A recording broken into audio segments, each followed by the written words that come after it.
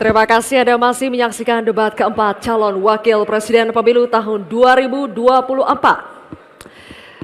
Bapak Ibu sekalian, di segmen keempat ini, ketiga calon wakil presiden akan saling tanya jawab. Ini mungkin adalah segmen yang paling dinanti, oleh karena itu kami ingatkan sekali lagi kepada seluruh hadirin yang ada di ruangan ini untuk berkomitmen dan bekerja sama, memberikan kesempatan yang sama kepada semua calon wakil presiden. Mohon untuk dihargai ketika para calon wakil presiden sedang saling tanya jawab. Sepakat Bapak Ibu semua? Terima kasih, mohon kerjasamanya sekali lagi. Dan untuk itu, kami undang kembali ketiga calon wakil presiden untuk kembali menuju ke podium masing-masing. Silakan.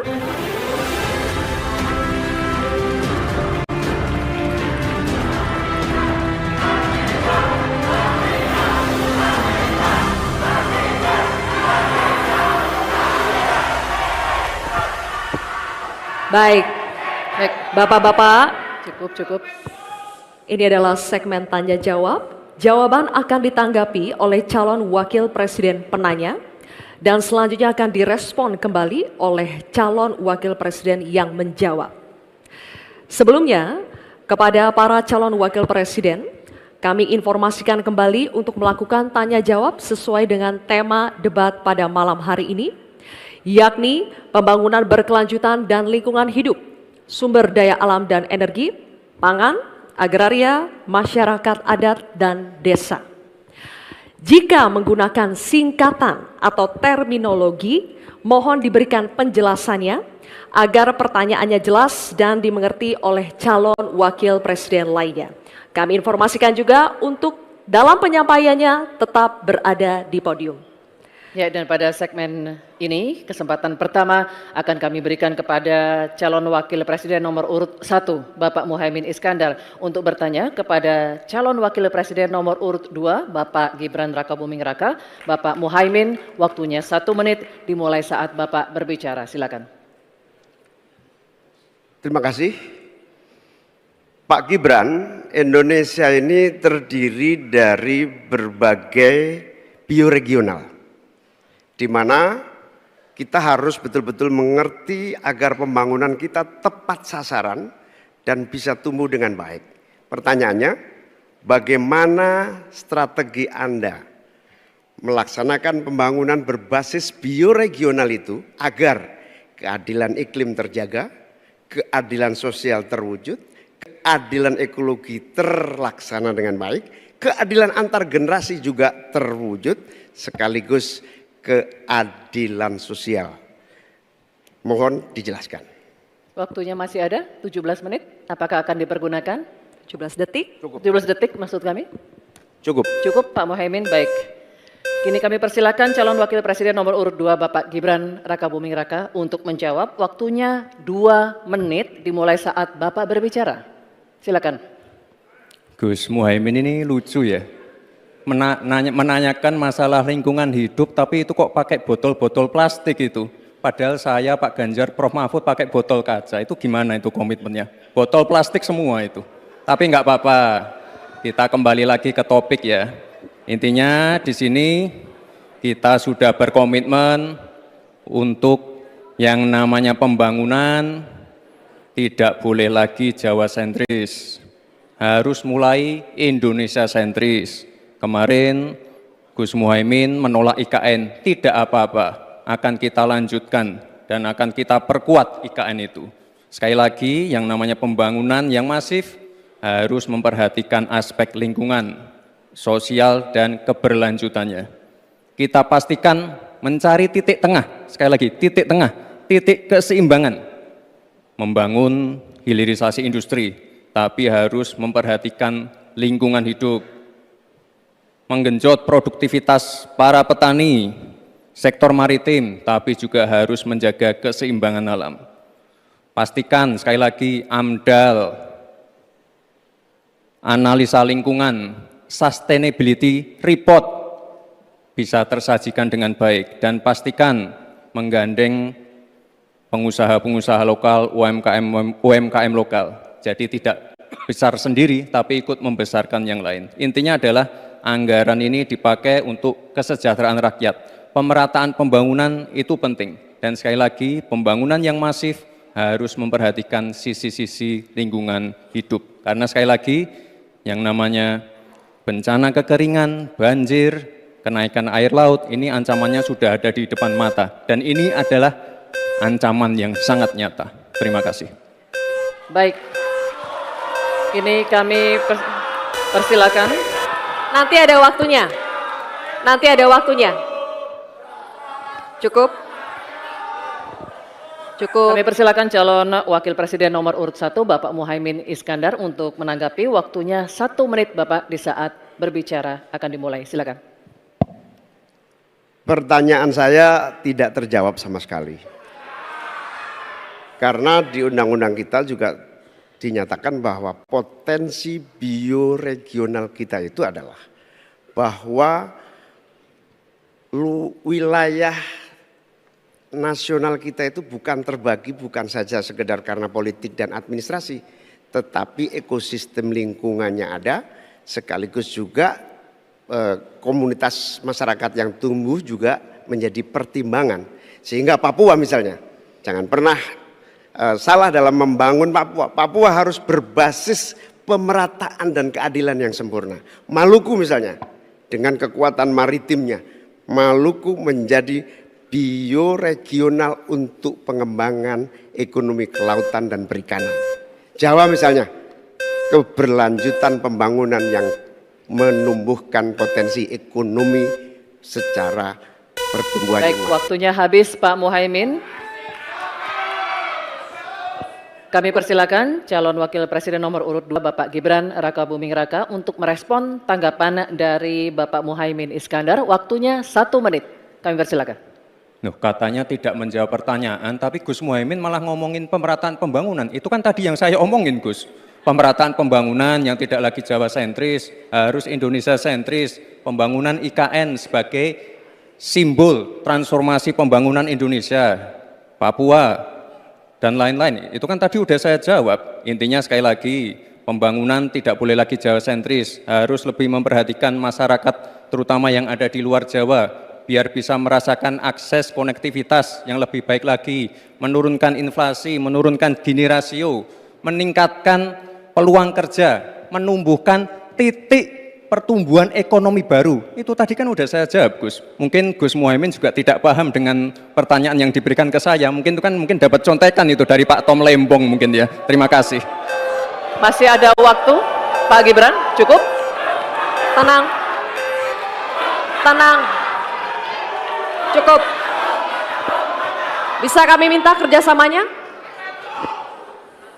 Baik, baru saja kita simak bersama calon wakil presiden nomor urut 1 dan 2 saling bertanya jawab. Selanjutnya, calon wakil presiden nomor urut 2 Bapak Gibran Rakabuming Raka bertanya ke calon wakil presiden nomor urut 3 Bapak Mahfud MD. Bapak Gibran, waktu Anda 1 menit dimulai saat Bapak berbicara. Silakan. Bagaimana cara mengatasi greenflation? Terima kasih. Masih ada waktu, Bapak Gibran. Aturan istilah-istilah. Kami sampaikan kembali terminologi atau singkatan, mohon untuk dijelaskan. Enggak, tunggu. Silakan dilanjutkan. Masih ada waktu. Ini tadi tidak saya jelaskan karena kan beliau kan seorang profesor. Sesuai dengan Oke, aturan. greenflation adalah inflasi hijau. Sesimpel itu. Waktunya masih ada, Bapak Gibran, cukup? Kami persilakan kepada calon wakil presiden nomor urut 3 Bapak Mahfud MD untuk menjawab. Waktu Bapak 2 menit. Silakan. Baik, untuk mengatasi inflasi hijau. Apa sih inflasi hijau? Itu kan ekonomi hijau. Ekonomi hijau itu adalah ekonomi sirkuler, ya, di mana sebuah proses pemanfaatan produk ekonomi, pangan misalnya, atau produksi apapun, diproduksi, kemudian dimanfaatkan, di recycle, bukan dibuat. Jadi bukan barang itu lalu dibiarkan mengganggu ekologi. Nah, Saya punya cerita. Kalau bicara soal recycle seperti ekonomi hijau, saya merasa berbangga sebagai orang Madura. Karena orang Madura itu yang pertama dulu mempelopori ekonomi hijau, ekonomi sirkuler. Di mana orang Madura itu tuh yang memunguti sampah-sampah, menguti plastik-plastik lalu diolah. Sehingga sebenarnya ekonomi sirkuler itu sudah menjadi kesadaran masyarakat.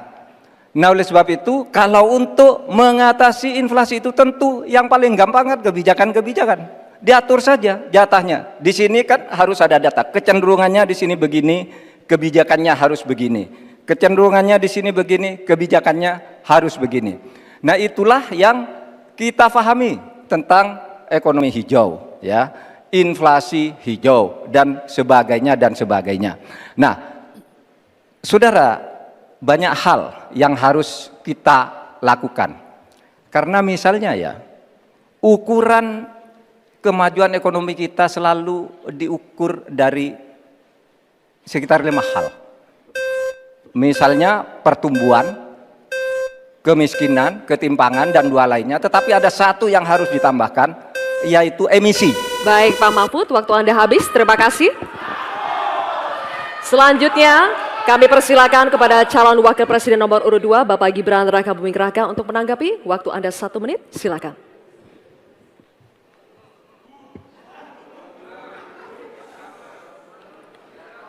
Saya lagi nyari jawabannya Prof. Mahfud. Saya nyari-nyari di mana ini jawabannya. Kok nggak ketemu jawabannya? Saya tanya masalah inflasi hijau kok malah menjelaskan ekonomi hijau. Prof. Mahfud, yang namanya greenflation atau inflasi hijau itu ya kita kasih contoh yang simpel aja. Demo rompi kuning di Perancis. Bahaya sekali. Sudah memakan korban. Ya, ini harus kita antisipasi, jangan sampai terjadi di Indonesia. Kita belajar dari negara maju. Negara maju aja masih ada tantangan-tantangannya. Intinya transisi menuju energi hijau itu harus super hati-hati. Jangan sampai malah membebankan R&D yang mahal, proses transisi yang mahal ini kepada masyarakat, pada rakyat kecil. Itu maksud saya inflasi hijau, Prof. Mahfud. Terima kasih. Masih ada waktu Pak Gibran? Cukup? Baik. Terima kasih. Kita lanjutkan dulu. Nanti akan ada waktunya untuk memberikan support. Kita lanjutkan dulu, Bapak Ibu. Terima kasih. Kita teruskan ya. Kami persilakan calon wakil presiden nomor urut 3, Bapak Mahfud MD untuk merespon tanggapan dari Bapak Gibran Rakabuming Raka. Waktu Bapak 1 menit dimulai ketika Bapak berbicara. Silakan. Saya juga ingin mencari itu jawabannya ngawur juga itu.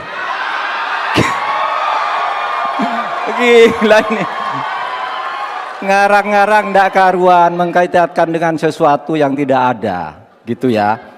Begini loh, kalau akademis itu gampangnya kalau bertanya yang kayak gitu-gitu tuh recehan, gitu.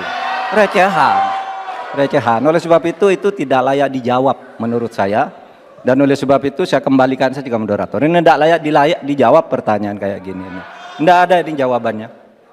Terima kasih. Cukup buat Pak Mahfud? Masih ada waktu Bapak? Saya kembalikan. Cukup ya? Baik. Saya kembalikan. Tidak ada gunanya menjawab. Ya. Baik. Bapak Ibu, demikianlah tadi interaksi tanya jawab antara calon wakil presiden nomor urut 2 dengan calon wakil presiden nomor urut 3. Terima kasih. Baik, Bapak Ibu, kita lanjutkan ya sesinya. Kita selesaikan dulu. Kali ini giliran calon wakil presiden nomor urut 3 dan nomor urut 1 untuk saling bertanya jawab.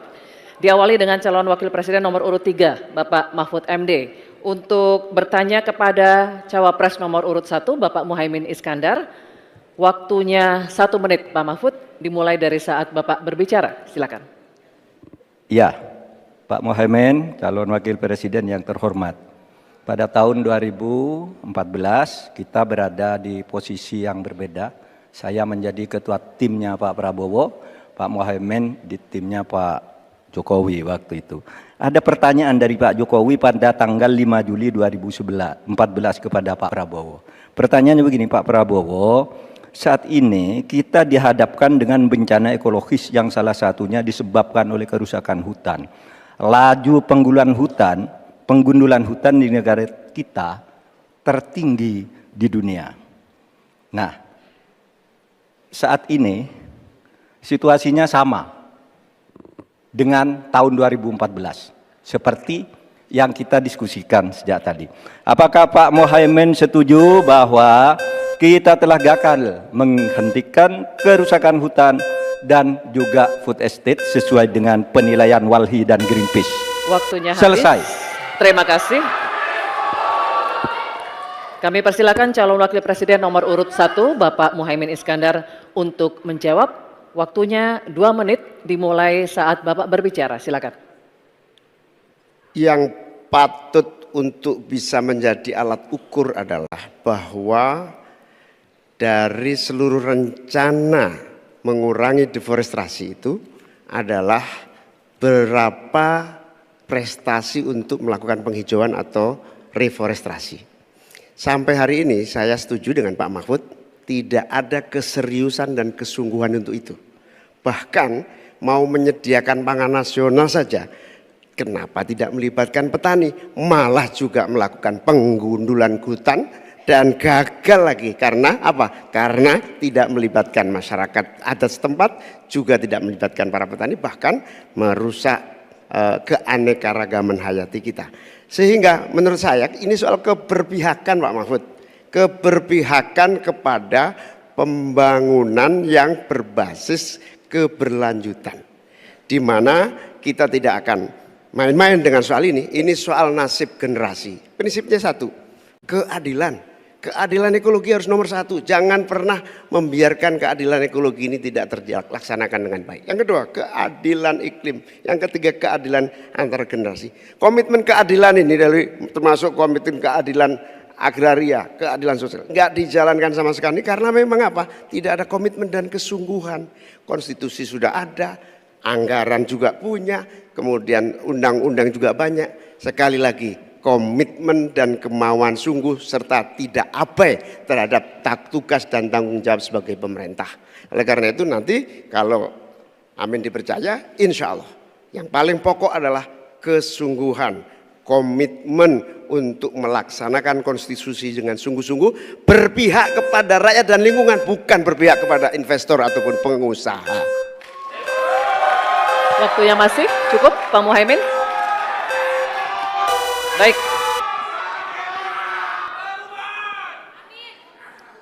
Kini kami persilakan Cawapres nomor urut 3 Bapak Mahfud MD untuk menanggapi. Waktunya 1 menit. Baik. Mulai dari saat berbicara, silakan. Pak Muhaimin, ke depan itu menurut saya pemerintah perlu melaksanakan 2 putusan Mahkamah Konstitusi yang dulu saya yang membaca vonis itu dan mengetokkan palunya.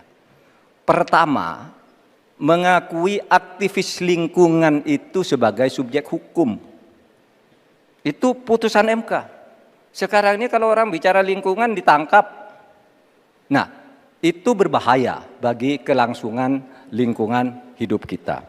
Lalu yang kedua, saya juga udah pernah tuh membuat putusan Mahkamah Konstitusi dan saya sendiri yang ngetok palunya agar definisi hutan adat itu betul-betul dibedakan dari definisi hutan negara. Karena definisi hutan adat yang sering dipakai sekarang itu sering menyingkirkan masyarakat adat dari lingkungan hidupnya. Selesai. Waktunya habis.